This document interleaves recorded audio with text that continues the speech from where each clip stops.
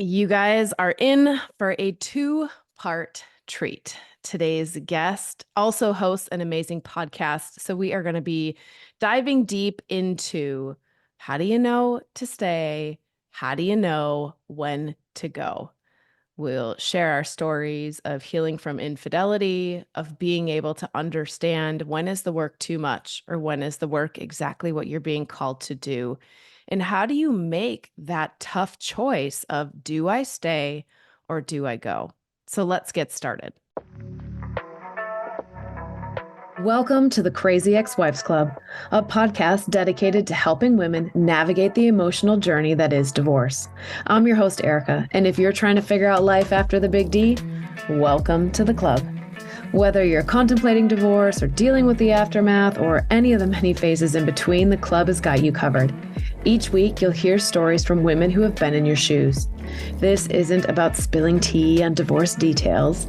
This is about giving you the tools to take control of your own healing journey.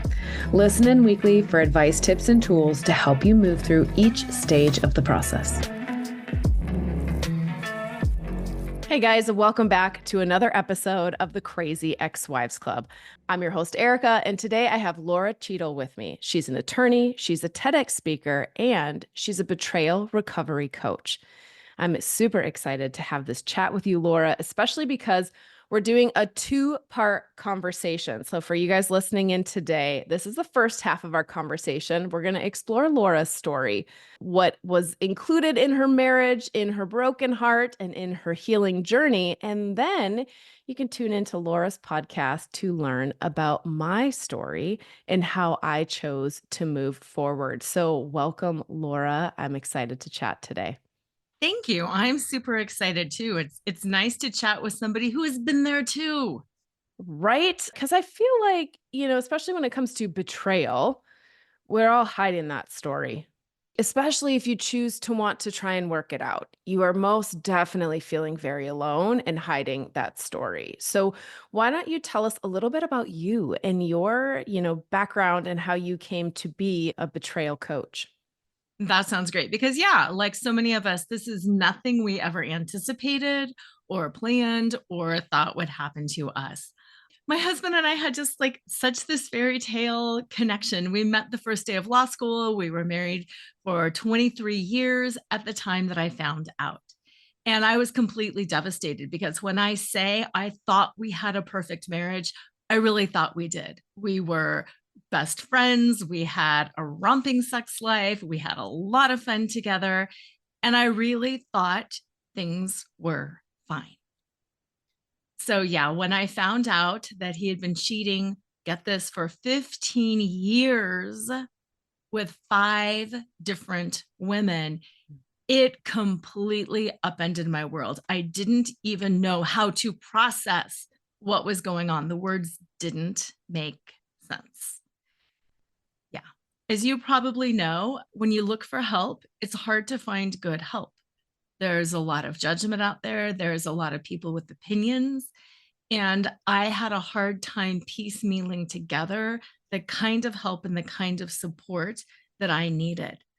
So that's why I shifted my wellness coaching, my burnout coaching, to really include betrayal, because I wanted to provide others with the resources I needed, but couldn't find. Yeah, for me, I think the hardest part was in while mine ended in divorce, for 2 years I fought for it to work. And so I couldn't tell people what the reason was because I was so afraid that they were going to judge him. That, in my mind at that moment, oh, well, when this is fixed and when this is okay again, if I really tell them what happened and what he did in our marriage, they won't accept him back in. And that I was really afraid of. And so I did a lot of like, oh, I got to protect him. But that also meant that very few people knew that there really wasn't a lot of places out there for support. And even when you go to therapists, we talked about this, there's good and bad therapists. They have their own beliefs around that too. And some therapists were just like, he cheated, done. Like that's a non-negotiable. That's not okay. But it really is how you heal and grow through it that matters. Mm-hmm. Yeah, it's hard. And on the flip side, I didn't hide any of it. I told my husband once we kind of figured out we're going to start working on this and we're going to work things out. I said, just so you know, I'm already public. I've got a lot of things going on. I'm talking about my journey. Friends are going to know, family's going to know, the whole world is going to know. And if you're not okay with that, then maybe you should make the decision to not stick through it now, because this is going on my podcast, this is going on my blog, this is going in my book. So it was a slightly different story, but yeah, he faced a lot of backlash. Well, and I love that because the only way you can really heal something is to be transparent in it. You cannot continue to hide the problems. You can't continue to avoid them. You can't be like, oh, well, we just got in an argument. Like before we started, I was sharing, I was like, oh, last night we were both a little crabby. And that meant we both were kind of feeding off each other. And right. And are you mad at me? And are you mad at me? And we can't just sweep that under the rug. We have to circle back to it and be like, okay, do you feel heard, felt validated, seen? Do you feel heard and seen? Okay, can we move forward and can we stop this pattern? So if we don't bring it up, by the time my marriage was over, people knew why it had ended because the other woman stayed. And so she was instantly a part of the picture, but it took a long time for me to finally tell the full story. Yeah. Yeah, it's hard. And isn't it crazy how we don't do anything? We are the ones that have been cheated on, and we feel like we can't tell the full story because somehow it reflects on us. There were so many pieces that I internalized as my problem. And so let's dive into some of those because that was a huge part of the healing, and that was a part of the healing that didn't come up for a really long time. I was very unaware of how much I had internalized. I must not be a good partner. I must not be somebody who people want to be married to. I must be a bad mom. I must not look as good as her. She was quite a bit younger, right? All of a sudden, I'm like, I don't love what I look like. I don't love how I feel. And you've done this thing, which means I must not be worth anything. Yes, absolutely. That it's all about us and our shortcomings. And I just wanted to say something. You said that takes quite a bit of time. We're 7 years out. I am still fettering out some of those pieces and some of those beliefs. And just the other day, I had an aha moment about some of my behavior and my beliefs when my kids were in elementary school, and they're in their mid-20s right now. So it's a process, it's a long process. Yeah. And if you're listening and you are overwhelmed by the idea that it's not a one and done, each time it is easier. Each time now what happens when I find those little pockets and those little awarenesses, I feel a sense of freedom and empowerment because I can connect and say, oh, this is like like if we just use current happenings, even the argument, it wasn't an argument. We just both got quiet last night. That's very unsafe for me because my ex-husband stopped talking and communicating. And I could sit in that last night and be like, oh, you're freaking out that this is over. You literally just moved in like 2 weeks ago. So I'm pretty sure it's not, but you're freaking out. It's 100% over because that's old shit. That's old shit of something that happened in a previous relationship. And so I can see that now and I could tap it out. Bilateral stimulation really helps for me. Breathe, cry, breathe, tap. And I was like, oh, there's those logical thoughts again. It doesn't own you anymore once you learn how to deal with it. Yes. And I want to affirm that too. When things come up now, I'm excited. And I will want to call my husband. I'm like, oh my gosh, guess what I just realized about myself? You've got to hear this. It's exciting. No, when it first starts happening, it's overwhelming. One of my taglines, one of the things that I say all the time is betrayal uncovers the truth, not only about the other person, but about you and all of those things in you that you haven't seen, haven't addressed, that you've swept under the rug. And it's exciting now. It's healing. It's thrilling. Oh my gosh, I just realized this. Let me shift that. Let me shine some light on it. Yeah. So where could somebody get started? So when you're working with somebody, you're coaching somebody, is there something that our listeners a practice, a journaling activity, something they could start to do right now to get some clarity or feel a little relief? Absolutely. And I love that you asked that. The biggest thing is getting out of that stimulated state of fight, flight, or freeze. It's taking your brain back. Because when we are pressured, when we are tasked to figure this out, we move up into our heads and we have to do. I'm going to call a lawyer. I'm going to call a financial planner. I'm going to call a therapist. I'm going to call my friend. I'm going to read every single article that I've ever seen. And I'm going to read every single this. And I'm going to listen. We overwhelm ourselves. So, really, the first thing to do is to get out of your head and into your body. I love that you mentioned tapping because that is a body centric modality. Take a walk, do some breath work, do some tapping, do some journaling. My go to is dance. Find a song and dance.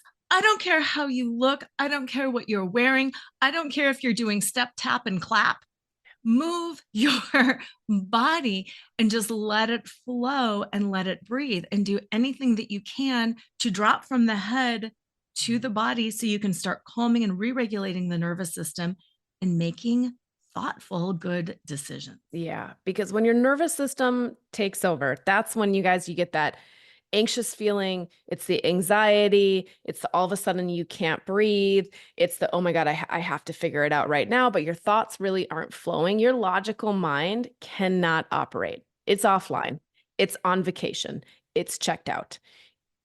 Calming your nervous system in these practices to reground yourself, come back to the present moment. That is the key. And that's a tool you're going to grab every time it hits. Anxiety hits, worry hits, stress hits over. Grab one of the tools. I'll put a link in there, but the shift, there's a breathing tool, right? That slows down your breathing. It looks like a necklace. Nobody knew. I wore it at work every day. I tapped the karate chop point on my hand all day long at my desk. Nobody knew. I would go for an afternoon walk. I'd put music on that make me feel good. These are the things. It's about catching it often and catching it often to help calm that nervous system so that you can figure out what you want to do. Because there's nothing worse than feeling stuck and frantic and anxious because it creates this pressure that you have to figure out the answer now. I need to know the answer now, but I can't find the answer and I don't trust myself to make the answer. So in your case, because you guys stayed and you worked through it, how did you know that you wanted to stay? Because I'm sure a lot of those pieces were hitting for you too. Your nervous system was probably haywire, the anxiety, the self shame, doubt issues going on, but also the blame and the anger. How did you know? Yeah, great question. Two reasons. First of all, when they say I really felt like I wanted to stay. I really felt like this is my partner. This is my best friend. We've got kids. We have a life. We have businesses. We're so integrated and I don't want to lose this. So it was kind of a practical piece. And I don't want to lie. I don't want to be like, it's just all because we were in love. No, there's this practical piece. Nobody really wants to upend their life. So, practically speaking, it made sense, but also emotionally, I really didn't just want to cut and run. I wanted to at least try. I wanted to always be able to look back and say, you know what? I did what I could do, not sacrificing myself, but I did what I can do and I'm good with that. And also in my case, and it's different. There's no physical abuse. There was nothing going on where I wasn't safe, where my kids weren't safe. And I knew my husband had a very severe traumatic background. And he was just starting to connect some dots over his trauma history and his anger, his stress, his behavior. And it was like, this feels like the precipice. This feels like the beginning of a healing journey. And I'm going to be on it for a while. I'm not committing forever, but I will be on it and I will be curious and I will be willing. I love that. Relationships are a mirror of the lessons we have to learn. And I think when you're sitting in that place of just exhaustion and frustration, and, working with two people is hard. This is two people's set of pasts, set of issues, set of traumas, and their own ability to deal with it. Are they going to run? Are they going to look at it? And I think what's most frustrating is people don't do it at the same time. And usually one person becomes more aware first. But I want to put an asterisk out there that if you're sitting there and you are like, I'm the more aware one, I can see all the things that he's doing wrong, that's a flag for me. That's going to tell me that there's some opportunity for you to look at what you are doing to contribute to it as well, because we do feed off of each other. And even in my situation, yes, he had infidelity over X number of years. I was not pleasant to be around. So it doesn't justify his actions, but I had my own stuff. There were things that I was not great. I was not great at how he needed to be loved, and I was not great at creating my own boundaries. You had said this, like I was safe, I was taken care of, and I didn't abandon myself. Oh, I abandoned myself. Myself was gone. So I had work to do too. Yes. Yes. And that's so hard to see when one person has the quote unquote bigger issues. And it is easy to point the finger, and it is easy to be like, yeah, but you did this. Yes. And there are things, like you said, that I could look at in myself. I'm not taking responsibility, but, and like I mentioned just a few minutes earlier, I just had an aha moment this week over my behavior like 20 some years ago.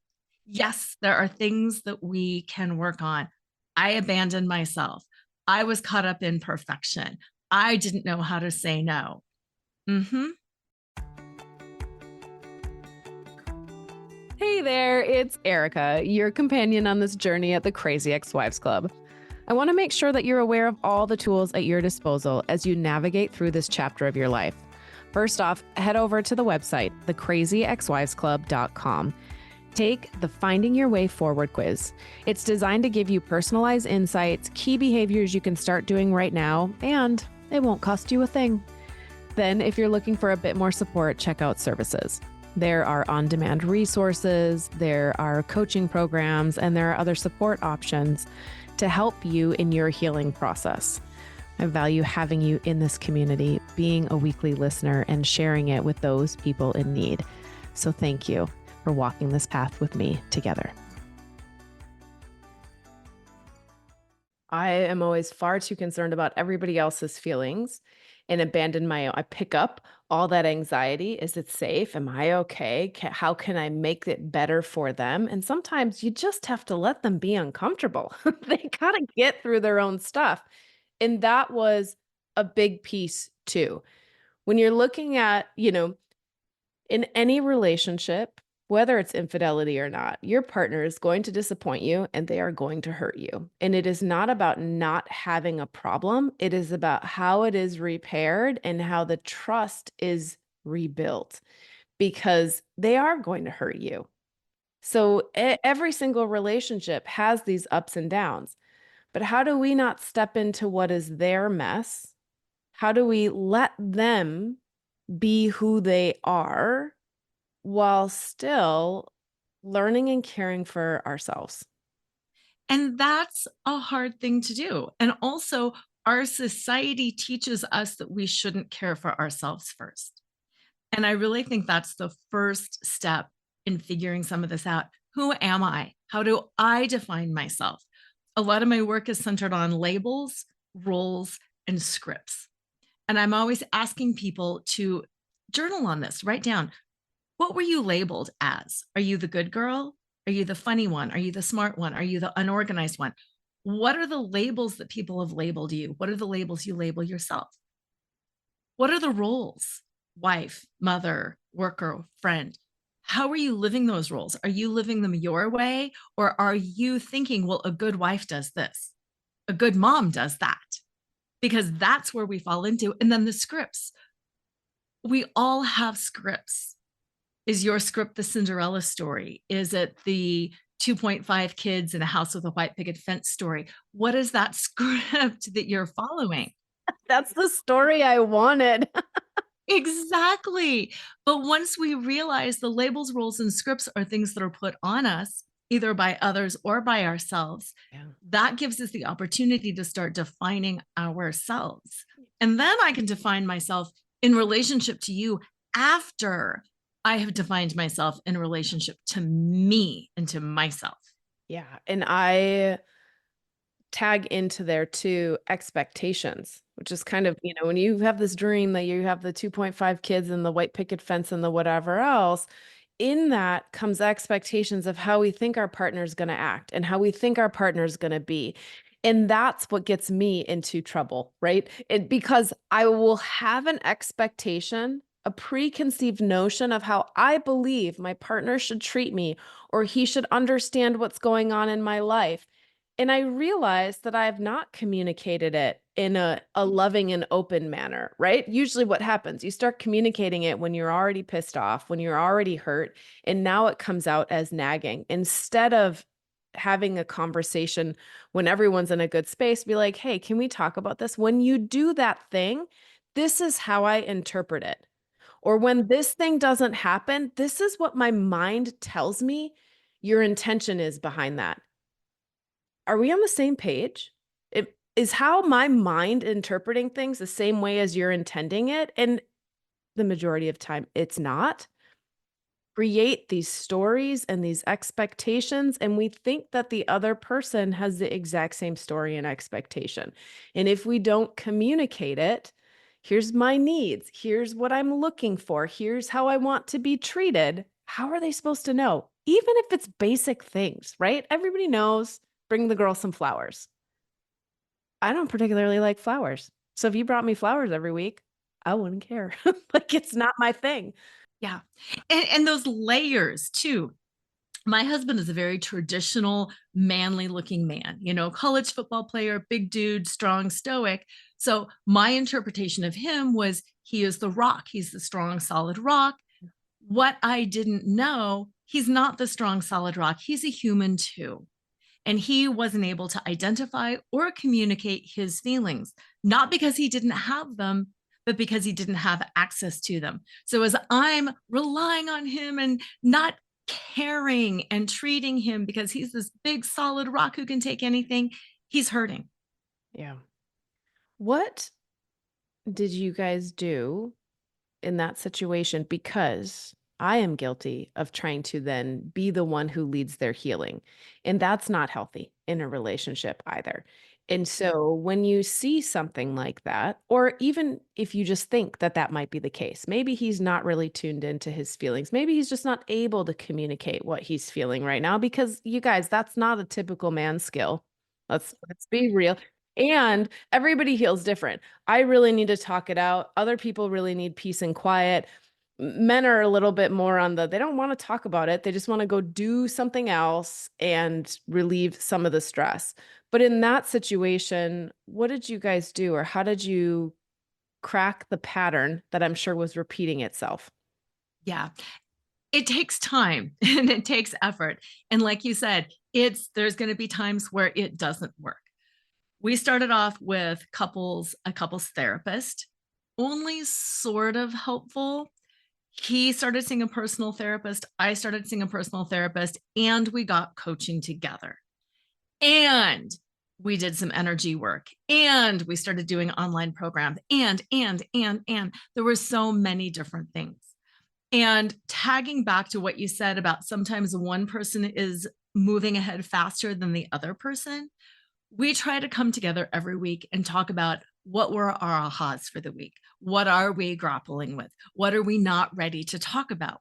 So that way, I trust that he's having healing. He trusts that I'm having healing. And when we're both ready to talk about it, we can talk about it. And when we're not ready to talk about it, it's a safe space to say, I'm not ready to talk about it. Because that was one of the things that tripped us up early on. I was doing all this deep self-reflective work. I was seeing my patterns. I was seeing all those things, but he had like I said earlier, bigger issues. So his were front and center. And then he got frustrated, but you're not doing anything. And then it dawned on me, no, I am doing things, but I'm not communicating. I'm not communicating that this hurt me as a child because it's small compared to your large. I'm not communicating how I saw that my perfectionism was getting in the way. I'm not communicating that, wow, I was really acting holier than thou when I was putting you in this position. So when I started communicating that, it also sets him free to communicate that. And we're leading each other by example. Yeah. And it's so important to set up these systems. It's a ritual, a connecting ritual before everyone's pissed off. So you can't really have collaborative, healthy, balanced conversations when you're triggered. You just can't. It typically makes everything worse. And I will confess that it's one of those things that when things are really good, it feels so silly. It feels so things are going really well. Why the hell would we sit down and talk about here's what I'm working on this week or here's my aha for the week? It seems so silly. But when things get rocky, it is those common connecting points. And when you've done it in a happy, healthy state, you already have a pattern built to be able to rely on when you're triggered and you're not in a happy, healthy state. Mhm. And I love how you said happy because when we do our weekly connection, when it's nice outside, we do it at our fire pit. We light a fire, we grab something to drink. When it's winter, we snuggle into the blanket, sit by the fireplace. It's a happy connection time, and we're sharing with each other, and we look forward to it. Yeah. Yeah. It is one of those things that helps to rebuild trust when there is commitment and agreement by both people that we're going to come together and we're going to do this thing. And now I'll guess that it probably is more important to one person than the other. I know that a weekly check in would be high on my list for me to know that I'm safe and I'm secure and you're doing your part. Probably not so high on my partner's list. But when two people make a commitment to say, okay, it is important for both of us, though. That's what really helps to start rewiring the trust that was broken and that was lost. Mhm. Absolutely. And the reward, doing something that you know means a lot to your partner, there's a reward to that too, because when you're feeling safe and secure and centered, then you're more willing to meet their needs Yeah. because it's a give and take. You meet mine, meet yours. Not that we're intentionally withholding from each other, but that happiness level rises and the awareness of each other's needs rise, and then we're both happier. Right. Because it's not a tit for tat. It's not a, okay, you did this thing for me, so now I need to do this thing for you. But when you are fully loved, supported, how do you feel? You feel more abundant. You feel more able to love and support other people. And at some point, one of you has to break the cycle. And that is kind of the perfect transition into what we'll talk about in the next episode because we were in my marriage, we were stuck in our cycles and we were in the same patterns and nothing was moving, but it takes one person. It takes one person to say, okay, I know that I'm hurting. I know that I'm not getting what I want, but I'm going to try filling up your bucket first and seeing if we can create a shift. And that's a hard choice to make, you guys, especially when you're resentful, when you're exhausted, when you feel like you've been doing everything. And so being able to understand how can I give while still maintaining me. Last night I took a big long bath. I grabbed a book I'd been meaning to read. I grabbed a notebook because I'm creating a new program and I went and relaxed and the program popped through and the book felt great, right?